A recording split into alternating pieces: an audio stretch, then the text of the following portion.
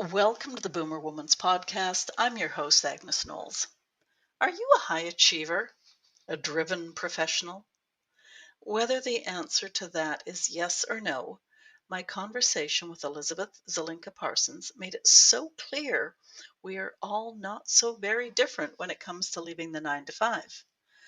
A high achiever may be leaving the 8 to 8, but their concerns, their dreams, their unknowns are based in the very same uncertainty as those of us who are not high achievers.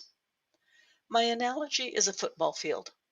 We who are not high achievers may not have as great a distance between current reality and retirement dreams as a high achiever who has played a super competitive game and wants great accomplishments in retirement. But the journey has very similar processes. Elizabeth is great fun, and while she talks with high achievers daily, she hits the nail on the head with the rest of us too. Listen now.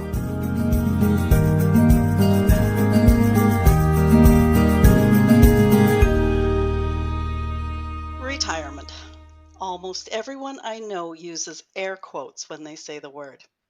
I tend to describe it as giving up the 9 to 5, and I prefer the word renewment over retirement. Some of you will have had a job, some of you will have had a career, and some of you will have been driven to achieve. Perhaps you even define yourself by that which you do to earn your paycheck. We all, but especially you driven folk, you high achievers, need to fill the vacuum that is created when you leave that office. And you aren't talking gardening or pickleball or even travel. Well, maybe travel if you can create a project that ends world hunger. And just to assure you, I'm not talking about money. I'm talking about direction, focus, and probably creation. My guest today uses the words aimlessness and stagnation, and those words do not bring a single positive picture to mind. That's not how we define post 9 to 5. A word I've heard before, and my guest uses it, is encore. The dictionary explains it as again, once more. If you could create an encore career or life that was completely of your own choosing and design, does that make the word retirement sound more exciting or more like my word, renewment? Let's meet Elizabeth now. Elizabeth Zelinka Parsons, welcome to the Boomer Woman's Podcast. Thank you so much for having me. It's a real pleasure to be here. I am looking forward to this conversation. Okay, we're going to jump right in, lay some groundwork. I'm sorry, I laugh at myself because I do all this hand stuff and we're only recording the audio, so sorry about that. Right. Okay, we're going to lay the groundwork. Who do you serve? How do you serve them? And what's the impact your work makes? Boom, open the box. All right, great. Thank you so much. So, my client base tends to be individuals who have had, pretty intense, demanding careers. And as you alluded to in the introduction, and I allude to in a book that's going to come out fairly soon about my work, I would call most of my clients, laughingly high achievers. And I mean that as, we would all be a little self-deprecating with that description, because it's both. Yes, we have worked very hard and cared a great deal about pushing the edges of our potential and finding, out what we're really capable of achieving in this world.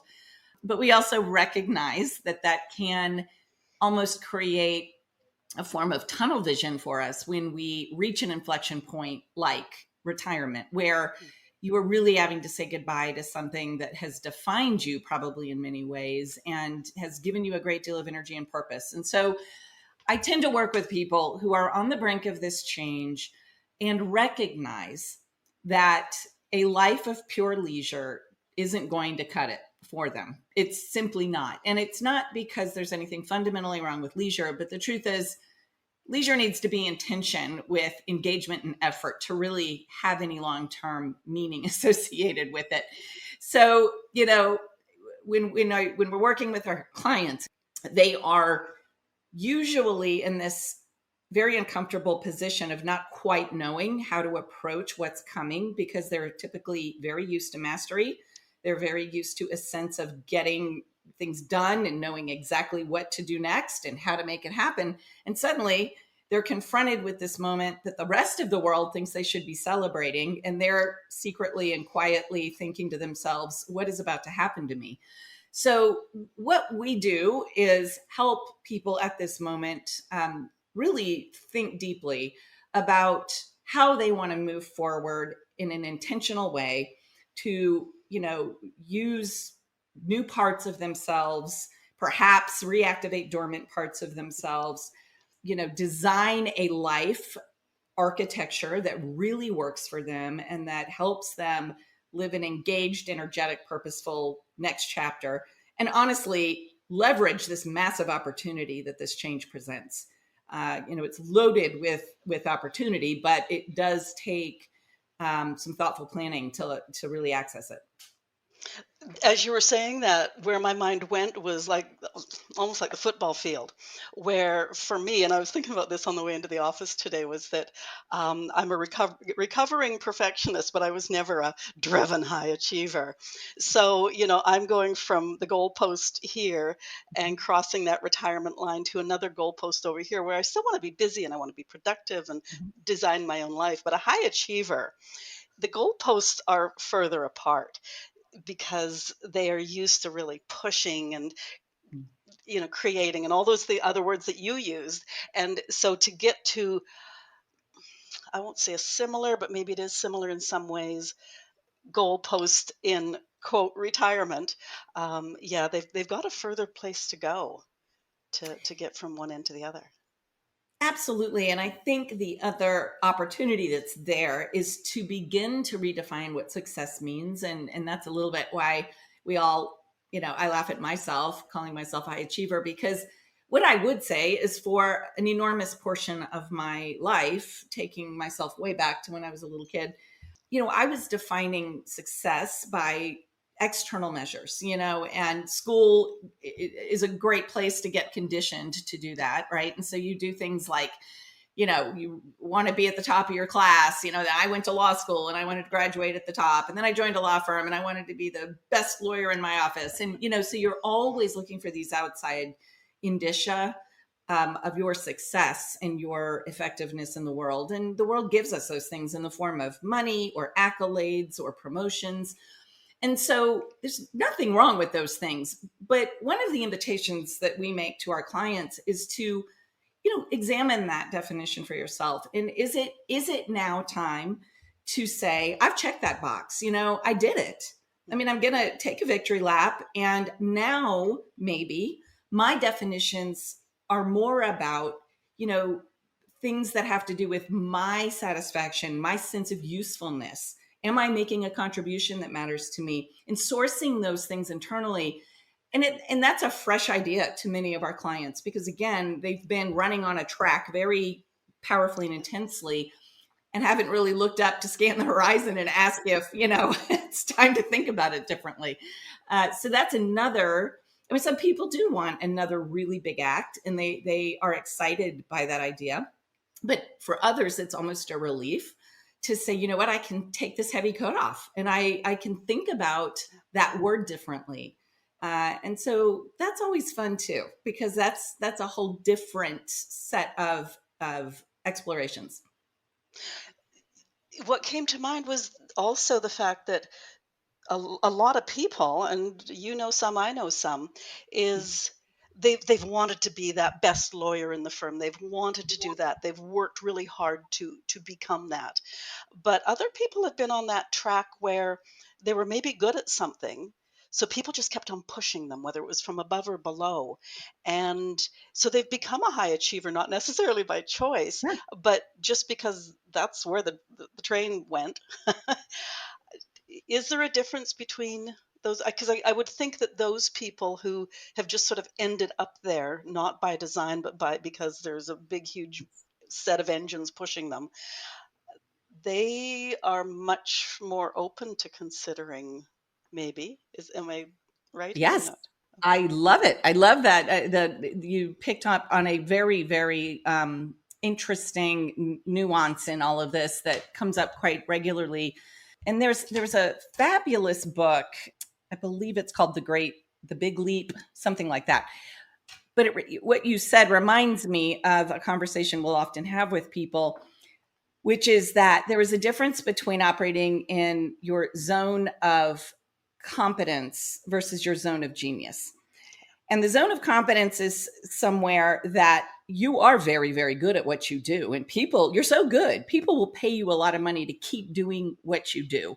But it isn't really the reason you were put on this earth, you know? And so it can really interfere with our ability to find and stay in our zone of genius. And I would consider myself a very good example of that because when I take myself back earlier in my career to, my law practice, and I was at a very large international firm and, doing all the things that a corporate lawyer would do in that environment for 70 or 80 hours a week.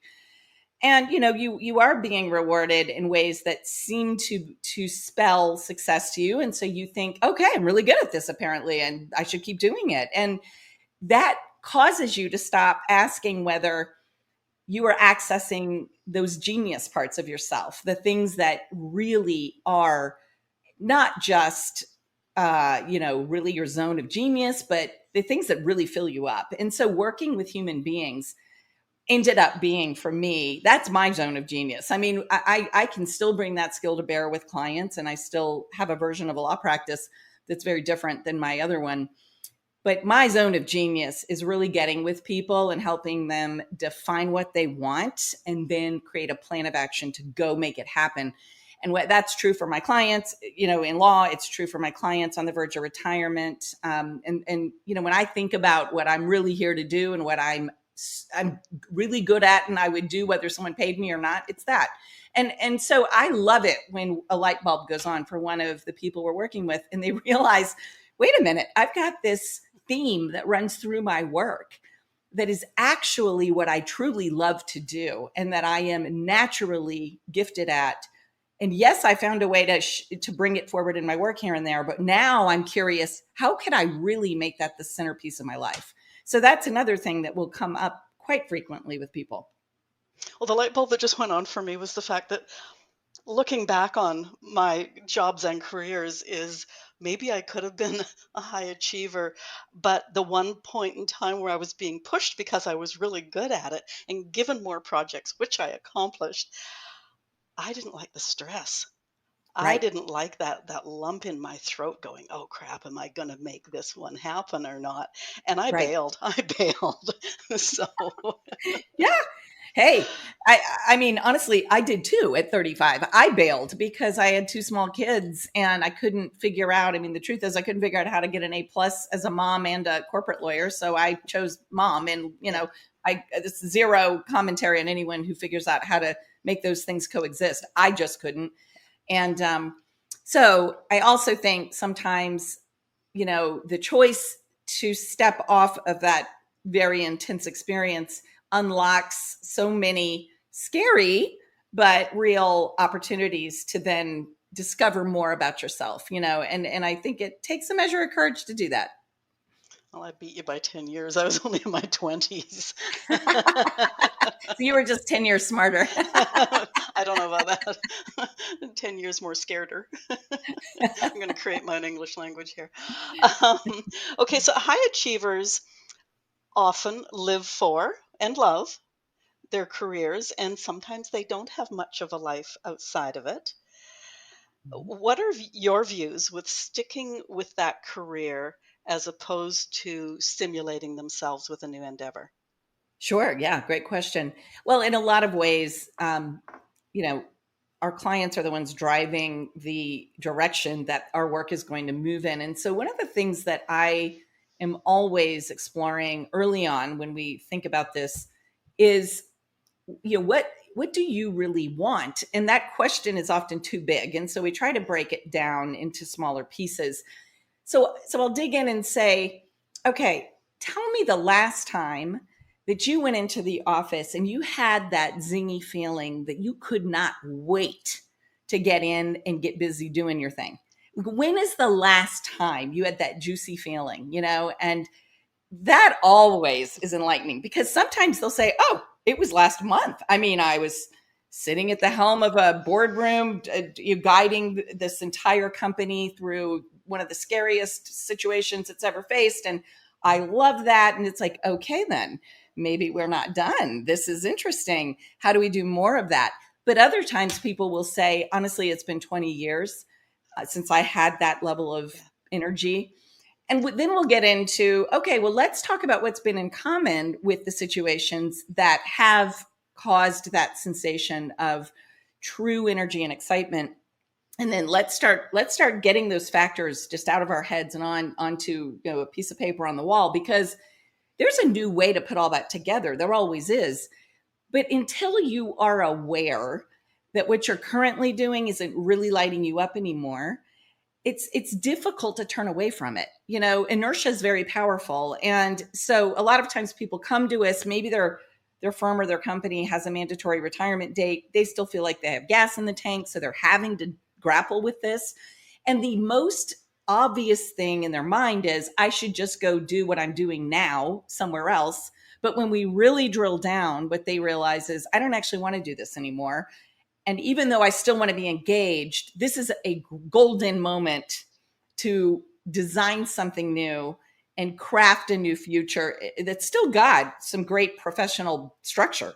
But I don't have to just do what I've been doing. That's not necessarily the only path. So, I mean, we certainly let our clients help us or lead us into what they truly, truly want. But sometimes what they think they want and what they really want end up being slightly different. Right. And I've got a very clumsy question to ask you in a few minutes, which, Sure.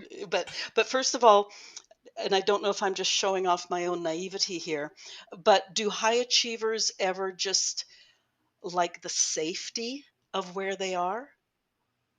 Like it Oh, takes a for real sure. leap to Oh, jump. for sure. Okay. I mean, I think what we see over and over again, honestly, with retirement, and particularly for the cohort of people we work with, is that they are truly filled with anxiety about this change. They don't really know how to navigate it. They feel sheepish admitting that, because again, they're used to being the ones with the answers and the sense of mastery and all the rest of it. Most of the people around them who've been watching them work so hard can only think to themselves, you must be thrilled. I mean, you're going to be free. You're going to be able to do whatever you want. But the thing running through our client's head is, oh, no, no, no. I am staring at an endless void of nothingness. I have no idea what that means. I mean, what am I supposed to do with that? So, yes, I mean, I think, and the other thing is, I don't think that most of the working environments people are leaving are really terrific at helping you process something like grief. And leaving a career that's meant a lot to you brings that up. It is something you must grieve. It's not like you just shrug it off and move on. I mean, it's like, goodbye, old friend. You and I have had a long run together, and you're also leaving your community. In many cases, this is almost like a second family where you've spent a huge amount of your time in your life. You're probably at the top of your career, so you're setting all that down. So sure, there's a ton to say goodbye to before you can confidently and cheerfully look ahead at the next thing. And I don't think, most people are like, come on, you got enough money. What's the problem? Okay, I told you I had a clumsy question, so Mm. please forgive me. I'm probably going to read part of this. You coach. Mhm. Can you tell us how you start to determine a direction for a client, or is there a more basic method to just open the door to the concept of a new direction? Your client recognizes there's a path there before a destination necessarily appears. That's clumsy. Does it make sense? I think so. So what I think I'm hearing is, is there a mechanism that we use in our coaching to uncover maybe new and interesting pathways, and how do we validate with clients, what isn't interesting or worth exploring and pursuing, or is it more that they come to us with big fresh ideas and we help beat those up? I mean, those Or I think where I'm going is, you obviously you're talking to them, you're getting information from them, Mhm. and maybe a few passion words come out, and so you're thinking, here's a possible Mhm. direction for this person. Like, can you then say, sort of hint, hint, try this, I or see. or Yeah. or is there a door that you can open so that Mhm. they see that themselves? Yes, thank you. That's a very helpful framing. So, okay, so absolutely. So, in we have a variety of different. Let me just say this as background: a variety of different frameworks and program experiences that one can have with us. But let me focus on the one that we do most frequently, which is a very intense premium experience because we spend two coaches, my husband and I typically spend 2 entire days with one person, and the second day their spouse, if they are included, sometimes yes, sometimes no. So we have gotten to know through a facilitated set of exercises this individual extremely well on the first day, and the entire point is to bring us up the curve very quickly on who this person is authentically and what does their life look when it is really working for them. And we have, as you can imagine, a structured framework that we use to work through that material. And then we round out the day by digging into the aspects of their career life that have been the most fun, the most rewarding, the most energizing. So we have all of that information. And what that helps that person do is get out of their own head a little bit and almost get some perspective on themselves, because most of us don't sit and think about these things regarding ourselves that intensively. On the second day, having all of this as background and having sort of shaken the snow globe of our client's brain, what we start with is some really powerful brainstorming exercises. And I always talk about, like, we want to think in the best possible outcome. We want to think in the, ideals terms. We don't want to think about limitation at this point. We want to think about what is the best thing I could dream up. And if I'm thinking of my life in the next decade, if I'm standing at the end of that decade and I have created something spectacular, let's talk about what would be true. And I'll ask them, what would you be feeling more of? If you could succeed at anything by your definition of success, so I'm guaranteeing it's a complete winner, what do you do in this decade? You would not believe the answers that come out of that question. I mean, and I can tell. I mean, when they have a closely guarded, secret, unlived life, it pops out, and you can see it. They're both zingy and immediately shut it down because it would be too awful, to imagine doing it and then realize they don't understand how they would ever get there. I have a beautiful example of that. We asked one client that question: if you could do absolutely anything and succeed. And the answer was, I'd be a Tony Award winning Broadway producer. And this person was a real estate lawyer. So they had like really zero track to that. And the comment was, do not write that down because it's never going to happen. And I have no clue how to make that work. I'm just telling you that that's like my crazy dream. And so, of course, we start breaking it down and saying, well, why not? I mean, people do it. It does happen in the world. So let's just talk about it. What would step one look like? What would the research look like?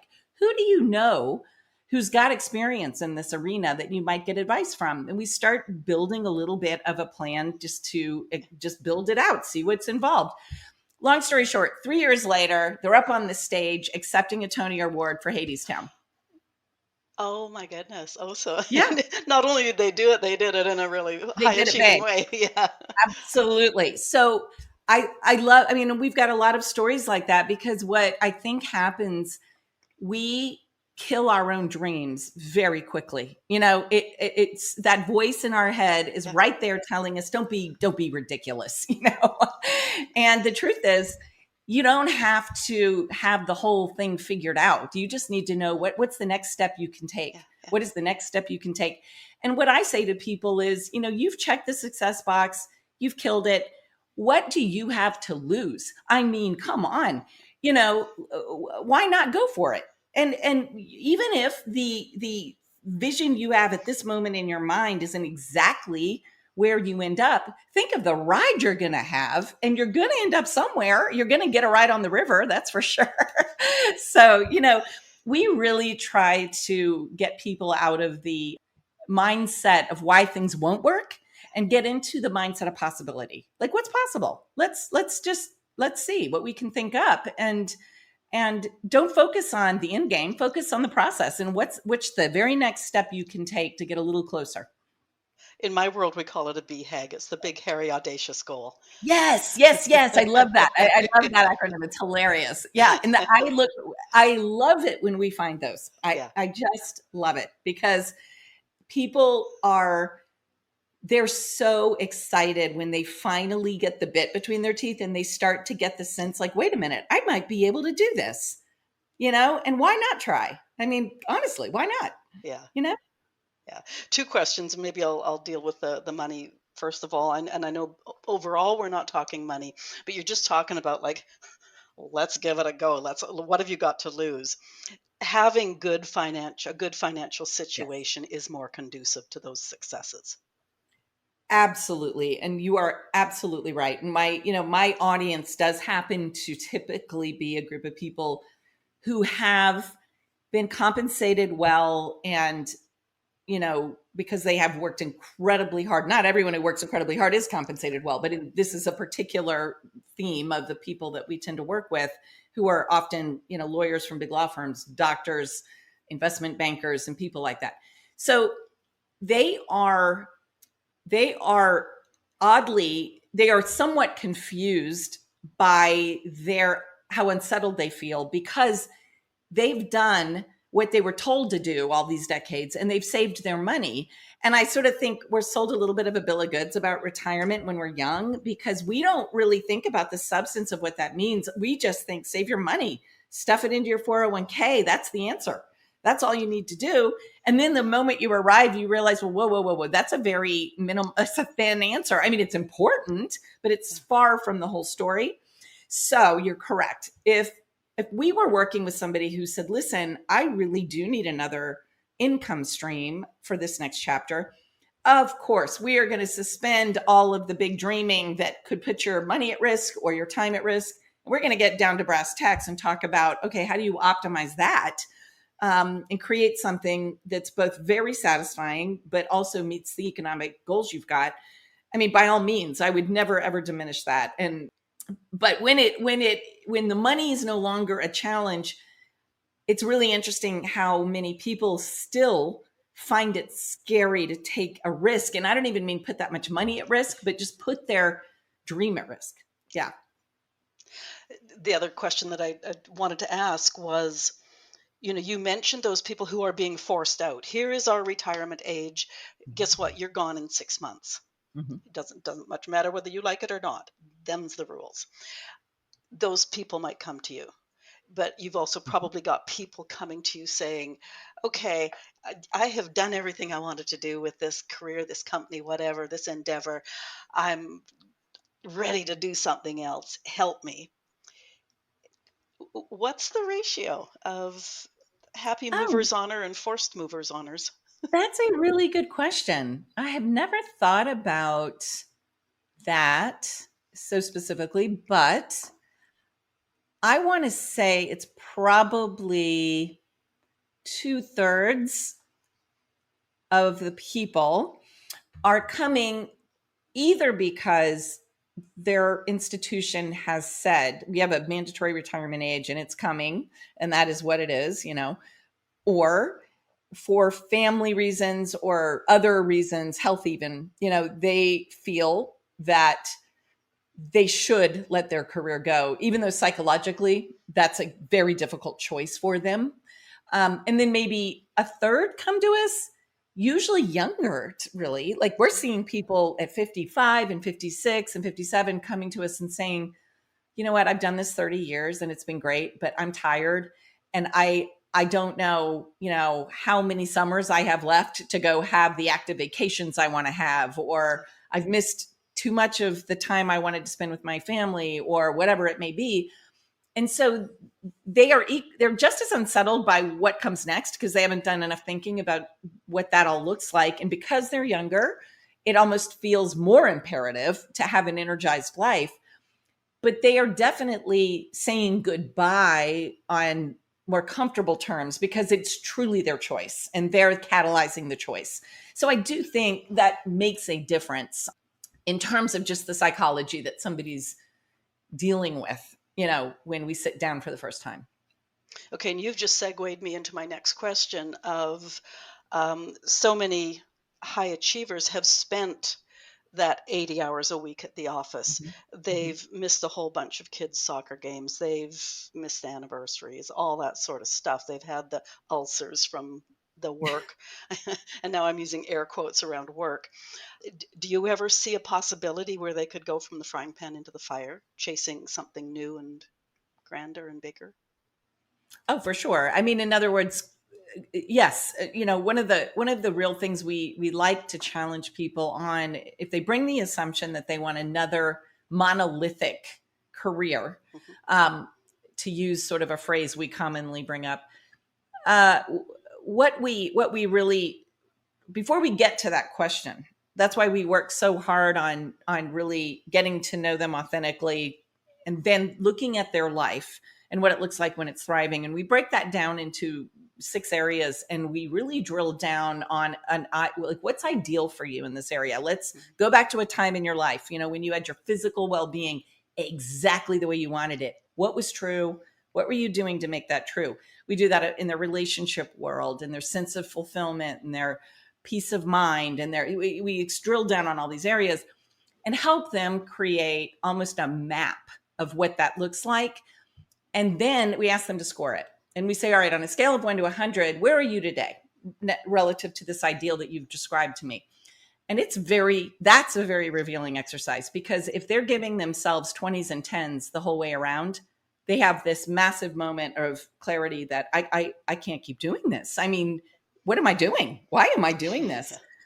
And so we try not to start with those questions. We try to start with defining foundational aspects of self and life, so that we can then decide from there, all right, now that we're clear on all that, now let's talk about the circumstances of what you do in the world and figure out how they line up with what you have just described as something that would be closer to the ideal. And maybe they do line up. I mean, there's no judgment. I mean, we are definitely here to help people come to their own conclusions about what they truly want, and then get out of their way and be in the space of possibility to go help make those things truer in their lives. So I think you ask a great question, though, because I think for some people, they have a bit of tunnel vision about what the career is doing to them, and to their relationships, their health, their peace of mind, even their sense of fulfillment. They haven't asked those questions in a long, long time, and haven't even given themselves permission to look up and, wonder about it, because to do so would mean, wait a minute, I might knock myself off the track, and that seems like a bad idea. So don't ask. Yeah. Yeah. Yeah. Isn't that interesting how as long as you don't go there, it ain't, it's like a Oh kid. yeah. If Yeah. they can't see you, they can't see you, you can't see them. That's right. Stay in denial. That's right. Yeah. Now, you have a talking point that I found really interesting because it would never occur to me that you would have this. But one of your talking points, describe a tool, service, or software that has been a game changer for your business, and how does it contribute to your success? Oh, yes. I love that question because, You asked it. oh no, and I included it because it's one of those things that in my cohort, I've started to, the tool that I will share with you, that I've started to share with others so commonly. So let me back up and say this. I think people wired like I am tend to be terrible delegators. And I'll just do it all myself, and, I'll get it all done. I'll just work harder. I'll work smarter. But one sort of faulty wiring, I'll just speak for myself, that I've always had is, you know, I don't need help and I'll just get it all done. And of course, as somebody who enjoys to have, I'm wearing a lot of hats in my life. I've, as I said, I've written a book. I've got a lot of different pathways kind of unfolding in my own professional life. There, you do become your own limit, right? We are actually only human and we can only do so much. So I was listening to a different podcast last year and heard about this fabulous service that helps match you with an executive assistant who is full-time working with you, but virtual. So, they're provided through a service, in this case called Athena. And I decided, you know what, this is so contrary to my natural instinct, but I'm now very curious because I was listening to that particular person being interviewed who said it had changed his business life. It had changed his whole life completely. And so I decided, what the heck, I'm going to see what this is all about. I started working with my executive assistant January 2nd, I think, of 24 of this year. It has literally changed my life. I cannot imagine how I survived without her help. And she has energized so many creative projects. And by assistant, that word implies somebody that I'm just pitching like, administrative tasks to. Not at all. She has become an extension of my brain. And so what I do with her is we dream about the objectives that could be true if, we really can move our energy in these different directions, none of which I'd be able to energize. I don't have the capacity. And then she goes and figures out how to push it all forward and make it happen. So that has been a game changer for me. And I will say most of the clients I mention it to now have the same issue. They just look at me like I would never in a million years have imagined that I would benefit from that. But as you say all of these things, I recognize I need to be a better delegator. So anyway, that's the service for me that has unlocked an unbelievable amount of capacity. Okay, that's interesting. Yeah. Okay, and I was browsing around your website. I saw coaching programs Ovation and Encore. What are those? Yes, sure. So the Encore program is the 2-day program, the 2-day in-person program I mentioned. It is a very intensive, personalized experience, and the 2 days is a foundation session, and then we continue working with people for as long as they need and want the help. So it's a a very, very high touch experience, and it's been our flagship program for 15 years. And then as a result of the pandemic, and a request by some of our institutional clients to create virtual and more concise versions of that work at different price points, we created Ovation, which is a 1-day virtual experience. It can't, cover 100% of the same territory as Encore, but we cover a great deal of the material in a way that we have been able to validate is still extremely helpful to people as they think about navigating retirement and how to create a pathway to something new. And then there's a certain amount of follow-up support that's included in that. No, always more is available if needed. So it is a smaller virtual version of Encore, if that helps. Oh, okay. Yeah, yeah. Yeah, I was sort of thinking that if, for example, your 2-day intensive Mm-hmm. is you and your husband, for example, Mm-hmm. there's a finite number of clients that you can take on. Exactly. Yeah. Yeah. So, Yeah.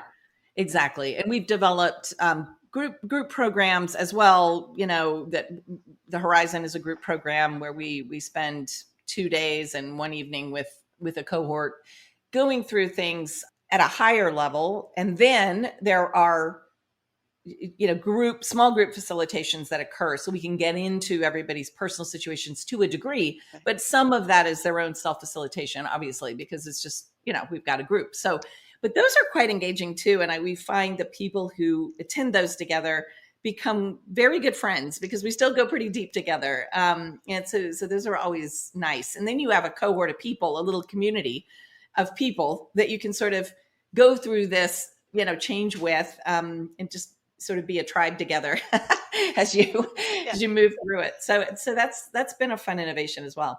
Okay, and here's the gossipy follow up to that. Do you ever Yeah. have clients come to you, in with their overcoat on saying, "Don't tell anybody I'm here"? Oh, oh yes. Oh, Oh yes. We have, well, and this happens mostly in the law firm context, okay. because it is very anxiety producing, let's just say, for a very successful lawyer who's got a big book of business, right? They don't want it getting out Yeah. until they're ready that they're retiring. And, you know, gossipy is the word. So the minute, if somebody gets a whiff that they're retiring, you know, it's going to fly through the firm. The next thing you know, a client has heard. The next thing you know, the phone stops ringing, and they may still be 2 or 3 years away. They may be working with us to get their head around, you know, what does it look like to do this well over the next 24 months? And so um, that's a big deal, that confidentiality. And so they, you know, and so one of the questions we'll ask is, you know, all right, have you gone public yet, internally or externally? And if not, when are you thinking about doing that? And that's always a huge piece of it for them, right? Like, when am I going to do this? What am I going to say? And then the question they're going to get from everybody 100% of the time is, what are you going to do? And that's when they rub their hands together and say, "Guess what?" Yeah, yeah, exactly. Well, and we certainly tell them, have an answer, because it's very exhausting if you get asked that 55 times in a row and your answer is, I actually have no idea, you know. So I mean, we really honestly help people think through, like, how are you going to answer that? And maybe you weren't even clear yourself yet, but we've got some ideas. Or, you know, maybe you'll say, I'm going to take this next year as a sabbatical, and then I'm going to, you know, look into some of these new areas. But some way to frame it is gives people a sense of confidence when they get asked, because the second you tell people you're retiring, it is like an autoresponder. That's the question that pops out. Pickleball. Pickleball. Yep. Right. Just keep it Yes. simple. Yes, exactly. Now, Exactly. perhaps the follow-up is, do you help them with their, not with their pickleball, do you help them with their exit planning, or do they find someone that can? Oh, absolutely, we can. Okay. Yes, a lot of, and it's all very dependent on what the particular client feels is, you know, a high priority issue for them. But for example, we may say to somebody, all right, let's look at how, if you've got a year left in your position, let's break it down into 4 quarters. So if you are in fantastic shape in quarter 4 for your retirement, you were ready to walk out on the top of your game. You have transitioned everything beautifully. You've wrapped up your legacy projects. You've promoted the people you want to promote, whatever it all is. What is true? And now let's back up over this 4 quarters and let's really game plan it. What has to happen to get all that lined up? Because when you really start drilling down on that, it's quite a lot, you know, and particularly if you've got lots of clients that you need to hand off or you socialize to new service providers. Um, so you know, what I always say to people is, like, you want to leave on top. You want to leave this thing feeling fantastically about it. It's been a fabulous experience. And, you know, the way things end is often the way we remember them, you know, so you don't want to have a 35-year career that was just fabulous and the last 2 years are awful and you're stressed out and you ignore this and it ends kind of poorly. That's going to color, you know, the way you see the whole experience. And so when people aren't clear for themselves yet about what that exit planning looks like, we consider that to be a pretty critical piece of the plan. And we're very, very happy to facilitate them through that planning. Okay. One-stop shopping. Yeah. Said most respectfully. Oh, sure. Yeah. Okay, what is time on my hands? Oh, yes. So that book, a little ebook, which, gosh, I wrote it a year and a half ago now, was an effort to put into words the repeating themes that we see about, you know, what is most unsettling to the intense professionals we work with. And that title expresses it well. What am I going to do with all this time on my hands? I mean, that is literally one of the, Yeah. you know, we always ask people at the beginning of our work, what would you like to get out of this? What's a home run look like? You know, what will we have worked through and clarified? And that's almost some version of that comes out, right? What am I going to do with all this free time? It's like, yikes. So, what that, you know, the little ebook really drills down on is, first of all, if that feels like a concern, as you read this ebook, because you yourself might be looking at retiring. You're not alone. Everybody feels that way. And the second main point of the book is to realize that there are some shifts in your mindset that we're going to help you achieve, that's going to really help address that concern. And one of the main ones that we really work with our clients on is moving from what we call a reactor to a creator. Same letters in those words, but very different meanings. And when you are in a career, and again, I'll use the lawyer as an example, but I think it's as true for executives or any profession. You're reacting to content that's coming at you all the time. I mean, you're in a system, and the system is giving you problems to solve or challenges to meet or objectives to create and all those things. So it's not that you're not creative in that, but you're entering the creative process at a point where there's content. And what we're going to help you do is shift to the creator of your content. You are going to be the one driving the content of your life. And does that feel like a new skill? Sure, it does, because you haven't had to do that for a long time. But we promise you, you have the muscle. It's just a little dormant. And what we're going to do is help you begin thinking about ways to do that, to put that content into your life in a very intentional, thoughtful way. And we use tools like an annual planning calendar, for example, to give people this sense of, wow, you mean I could look at a whole year and I could actually build the architecture of a whole year? Absolutely. And that alone is a game changer for people, because they've never thought that way before. They deal with the screen real estate of 1 week on their phone or something. And that's all they think about is what do I have to do this week or this day? So getting into that creator mindset is one of the biggest shifts we see.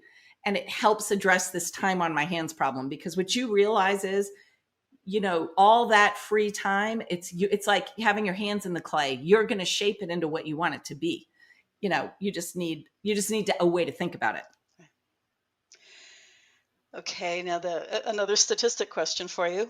Most executives 55 plus are probably still male. I think I'm safe to say that. Mm-hmm.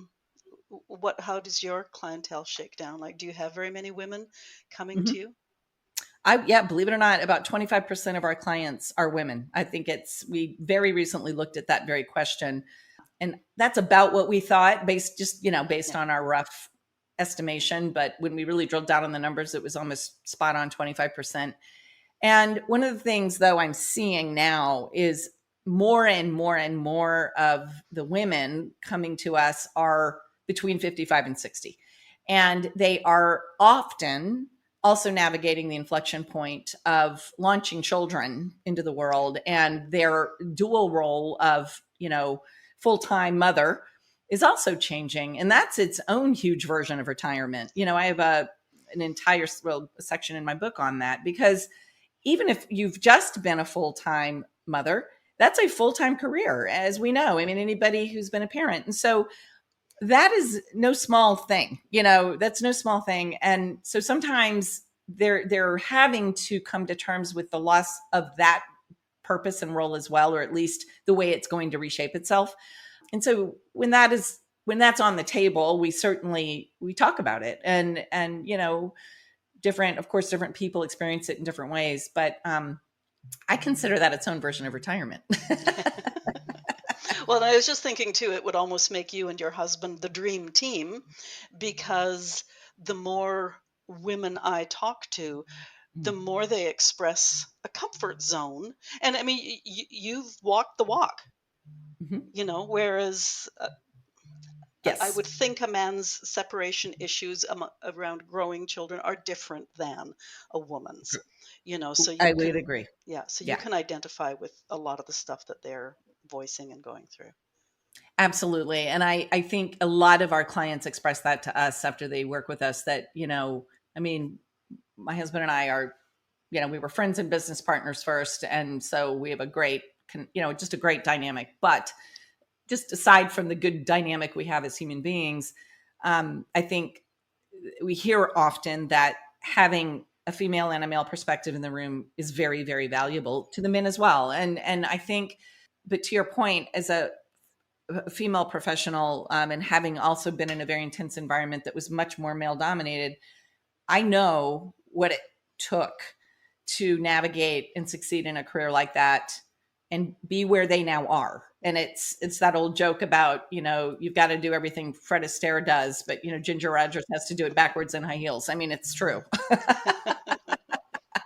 I had an interesting conversation with a gentleman who works with men, Mm. segueing into that next chapter. And he wanted to come on podcast to give my women listeners some tips, some insights into what those men are going through or thinking. Mm. And so again, because you and your husband, Yeah. you're bringing both of those reference points to a coaching session. I'm Yeah. sure it helps both genders.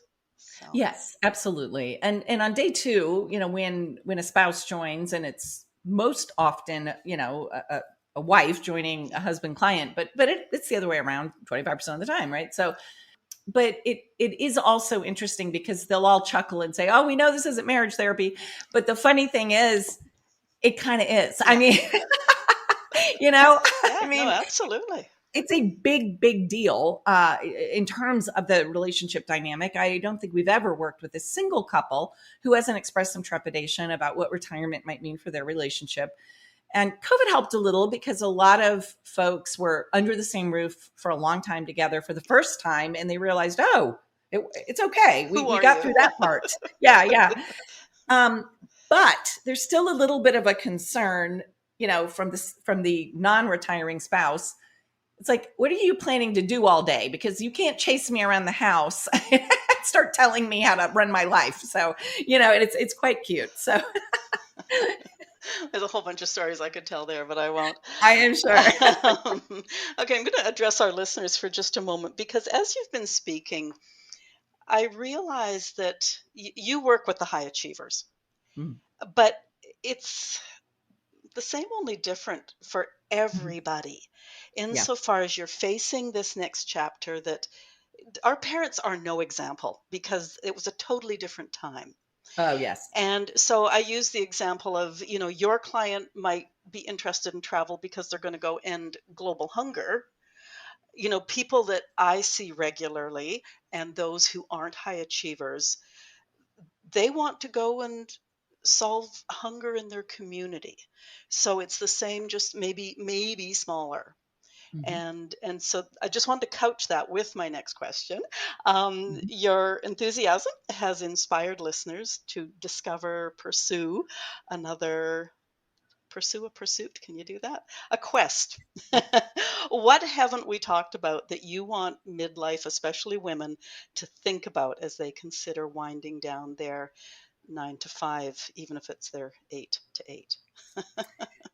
Yes, great question. I think there is a concept we haven't touched on, that I'd love to share because I think it's often very helpful to people who reach a bit of clarity that maybe they don't want another very demanding engagement or job or career, Okay. but they definitely still want to be engaged in the world. And so there's a little bit of a head scratch for them when they start talking to us about, well, how do I do that? I mean, I don't understand what that looks like. And so one of the analogies that we will give them to start playing with, and we will help them fill in the blanks very specifically, is imagine your life is now a mosaic. It doesn't have this big giant piece of scaffolding in the middle of it called a career, around which everything else you care about has to be tucked in, right? So the scaffolding is definitional, and then you pop in on the sides, your friends and your interests, and maybe you read a book a year, and this and that and the other. Maybe you can exercise once a week. Now, no, you have a mosaic and you're the artist, and you get to put together a picture of all of these different aspects of life in the right proportion, the right mix and balance that works for you. And and you get to experiment your way and live your way to the answer. So it's okay if you try it this way and that doesn't feel quite right. Well, then we're going to pluck that out and make it smaller, or maybe we'll add this in. But that analogy is so helpful to people because it gives them a new mental construct that's different from like all in or all out. And usually, what that's because that's what it's been for them. It's very hard to imagine something that isn't all in or all out. So we start to help them see, just to use some examples. Well, maybe you have a very, very focused consulting practice, and the most you're going to do that is 10 hours a week, but you get to shape it. It's you call the shots on that. Maybe you're going to have a volunteer activity in a cause area that's just really always been interesting to you. Maybe you're going to pick up a creative pursuit or take some courses on some things that have just always intrigued you, or you've always wanted to write a memoir or whatever it is. But you're also going to be traveling, you're going to be lighting up old friendships. Maybe you're going to be energizing some really special time with your spouse that you haven't had time for a long time. So they start to see all this as a mosaic of different ways to be energized and engaged, and that gets exciting and fun. And I'd say that when we talk to clients a year or 2 years into this kind of thing, that's what we hear back is they're just so energized with the variety and the the ability to experiment with things. And it's no big deal if that thing didn't play out the way you wanted. So I would say that's a terrific model, for people to think about if they're trying to think about a chapter after an intense career. You just reminded me that a bunch of years ago for my clients, I created what I called a dream catcher. And those points Yeah. around the outside Yeah. were key things. And Right. then as they worked their way through into the center, which the center didn't mean anything except it was a way to work in. Organized. Right. Yeah. Yeah. And they would put whatever the thing on the outside is travel. Well, maybe it's different places. Maybe it's the way they Yeah. travel, like whatever. So each facet, yeah. So there you go. Yeah. Your Yeah. mosaic only different. There we go. Yes, I think they're very similar. Yeah. And just the whole idea that the whole notion, right, that you could have several cool things going on at once that's a fresh thought for a lot of people. Yeah, yeah, yeah. And Yeah. just like I'm sure your mosaic doesn't need crazy glue to stick the pieces in place Right. because, like you use a pencil on my thing because Totally. things change. That's exactly right. The stakes aren't that high. I mean, Yeah. I always say experiments don't succeed or fail. They just give us data. So if you try something and it's a flop, the data point is yuck, not doing that again. No, absolutely. Yeah. Yeah. I say that about so many things in life, even your weight. It's neither Yeah. good nor bad. It's a data point. So Exactly. We are where we are. It's fine, there you go. and yeah. So I think, when you've been in a career, you've got that sense of, no, I got to get it right. I don't have time to waste. I can't I can't screw this up. And it's all that mindset has to, soften so that Yeah. you can give yourself permission to just explore the world and see, some of it really is an exploration. And I just tell people, have fun with it. I mean, you can't get it wrong, Yeah. And my eyes are now going to shift over to monitor number 2 because your mindset shift is from expert to student. So, Yes, like just to go out and learn, there's exactly. so many good things that happen when you learn something new. So, yeah, yeah. Absolutely. Absolutely. Now, you've talked about your book a couple of times. Tell us about your book. Yes. Well, thank you so much for asking. So it's called Encore, A High Achiever's Guide to Thriving in Retirement. And it really explores the key themes, surrounding this work we do with people and the lessons we've learned just working with hundreds and hundreds of people at this inflection point. It's sort of got 4 key parts. The first quarter of the book is about, why is retirement such a fraught topic? Why does it induce anxiety? What's the history of it? What's the marketing around it? Why is this such a sort of laden topic? And I think the very first chapter, my subtitle is When Liberation Feels Like Loss. It's like, that's a lot to cope with. So we look at that. Then I spend, the next section of the book really digging into identity and why we get identified with our careers, what it means, how do we approach bridging our identities into the future and into new spaces. The third part of the book is all about life restructuring. A lot of those things we talked about. How do you change your relationship with, being a person used to time scarcity to somebody who uses time to shape a life that you want to live. How do you manage your energy effectively? And other ways to think about structuring your life without a huge career in the middle of it.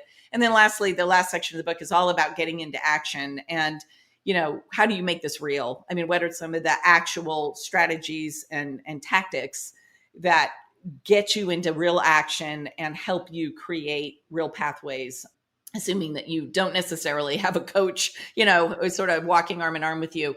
I mean, the last chapter is down to literally a 9-page, checklist when you're 6 months out from retirement, like everything we've ever thought of that you may want to think about as you get ready. So I tried really to explore the theories that have really girded our work, but also the tactics, the down and dirty stuff that everyone's got to deal with, like things like you're going to lose your email address and you've probably logged into a million websites with that thing. What does that involve? It's that stuff. So I hope it's useful to people. I wrote it because every time I started talking in general about this work with somebody, I would hear things like, I have 10 people who need to talk to you, kind of thing. Oh my gosh, my father needs you. And I thought, I think I could really share a lot of insight from the work we've done. And it, of course, like any project, it was a big, big lift, but I'm really pleased to have written it. And it was a fun project, and I think I'm going to launch it in February as opposed to the fall. I was thinking of the fall, but with the election and everything, it's a distracting time for the world. So I think I'm going to push it to February, but I'm excited. I'm really excited to share it with the world. So Okay, thanks for that asking. also explains why there's no link on your website. It is coming soon. In fact, it's in its final proof. I got my last physical proof coming to me this week, and then I will have an advanced purchase link that I'll put on my website, because I have a lot of big cheerleaders out there who are encouraging me to allow people to purchase it in advance. Okay. Now, so I will do that here in the very near future. Yeah. Okay. Now I need to ask, is the very last question in your book. Can you get in the elevator with me? And when I say, what do? You don't say, I'm a lawyer. You say, I'm a master's surf champion who reads a lot of books and I'm learning Spanish. I love that. Okay, where do we find you on the World Wide Web? Well, I would say, I've got 3 different websites. So rather than rattle those off, what I'd say is my LinkedIn profile is probably the easiest way to find me and then open the door to any of the other 3 business arenas where I am involved. So Encore Co. is a site that is largely providing these offerings to individual consumers. Zelinka Parsons is my consulting firm that works with institutional level clients, very in the same arena. And then my law firm, to the extent anyone's interested in that, it's there too. So I wear these 3 hats, and I, a little schizophrenic sometimes, but I think if you find me on LinkedIn, you're going to find everything else that I'm connected to in an easy way. Okay. And I did need to ask, does Encore Co mean something? No, it came from our program name, Encore, and then we just sort of turned Encore into Encore Co. As it was just sort of a riff on that name. So Okay. nothing more specific than that. Okay. Yeah, There wasn't some finding Greek a god. URL these days is like, I was hoping there was a Greek god that nobody had ever heard of. And no, I wish I had a cooler answer. Okay, before we close, may I ask you a personal question? Oh, please. You're a really good photographer. Is that a hobby or a passion? Oh my goodness, I appreciate that. My gosh, thank you. I would say it is a passion that is taking a small backseat at the moment, but I did discover that in myself. I'm going to say in 2007 or so, I literally just felt compelled to take my camera out into the desert, and I just was seized. I mean, I couldn't put my camera down. I was making myself late to things, it was hilarious. And I mean, for about 3 years, I was just absolutely captivated by taking interesting images. And so I look forward, honestly, to reviving that, because I do think it's a passion more than a hobby. It's something that when I get into it, it can consume me. I'm honored you, Licton. Thank you for that very Yeah, sweet no, compliment. we can talk after. Yeah, yeah, great. Okay. So LinkedIn link will be in the show notes. Fabulous. All the links will be on your page at our website. Yes. Listeners, I'm super curious what you thought about today's show. So talk to us.